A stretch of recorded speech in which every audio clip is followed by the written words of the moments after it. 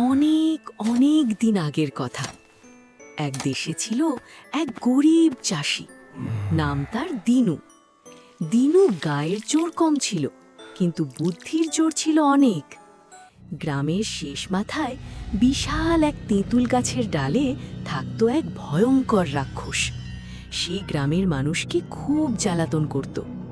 আমি এই গ্রামের রাজা, সবাই আমার প্রজা। একদিন দিনু তার জমিতে হাল চাষ করছে, এমন সময় রাক্ষসটা হাও মাও খাও করে তেড়ে এলো। ওরে পিচকে মানুষ, আজ তোকে চিবিয়ে খাবো। দিনু ভয়ে না কেঁপে মুচকি হেসে বলল, রাক্ষস ভাই, আমাকে খেয়ে তো তোমার কোনো লাভ নেই, তোমার তো পেট ভরবে না। তার চেয়ে চলো আমরা দুজন মিলেই জমিতে চাষ করি, যা ফসল হবে তা ভাগ করে নেব। রাক্ষস ভাবল, মন্দ কি, বসে বসে খাবার পাওয়া যাবে। সে রাজি হয়ে বলল, আচ্ছা ঠিক আছে, কিন্তু ভাগের নিয়মটা আমি ঠিক করব। এবার মাটির ওপরের সব ফসল আমার, আর মাটির নিচের সব তোমার। আচ্ছা তাই হবে। দিনু বুদ্ধি করে সেই জমিতে বুনল আলু। ফসল পাকার পর রাক্ষস এলো ভাগ নিতে। আমার ভাগ কই? ওই যে, তুলে নিয়ে খাও। সে দেখল মাটির ওপরে শুধু শুকনো আলুর পাতা আর ডাল। রাক্ষস সেগুলো চিবিয়ে দেখল বিশ্রী তেতো স্বাদ। ওদিকে দিনু মাটির নিচ থেকে সব সুন্দর গোল গোল আলু তুলে বাড়ি নিয়ে গেল।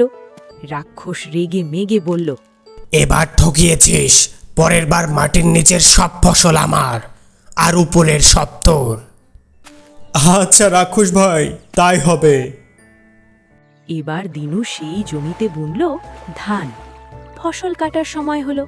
দিনু ওপর থেকে সব সোনালি ধান কেটে নিয়ে গেল, আর রাক্ষসের ভাগে পড়ল মাটির নিচের শুধুই খড় আর শিকড়। শিকড় চিবিয়ে রাক্ষস রাগে আগুন হয়ে গেল। সে চিৎকার করে বলল, পরের বার আমি আর কোনো ছাড় দেব না, আগা এবং গোড়া দুটোই আমার, তুই শুধু মাঝখানের টুকু নেবি। আচ্ছা রাক্ষস ভাই, তাই হবে। এবার দিনু বুদ্ধি করে সেই জমিতে লাগালো আখ। আখ পাকার পর রাক্ষস এসে মহানন্দে, এবার আমাকে তুই কিভাবে ঠকাবি? গাছের আগার পাতা আর গোড়ার শক্ত শিকড় কেটে নিয়ে গেল। চিবিয়ে দেখল না আছে রস, না আছে স্বাদ, উল্টো জিভ ছিলে গেল। আর দিনু মাঝখানের রসালো মিষ্টি আখগুলো কেটে হাটে বিক্রি করে অনেক টাকা পেল। রাক্ষস তখন বুঝতে পারল, গায়ের জোর থাকলেই হয় না, মাথায় বুদ্ধি না থাকলে বারবার ঠকতে হয়। আর এভাবেই সে গ্রাম ছেড়ে চিরকালের জন্য পালিয়ে গেল।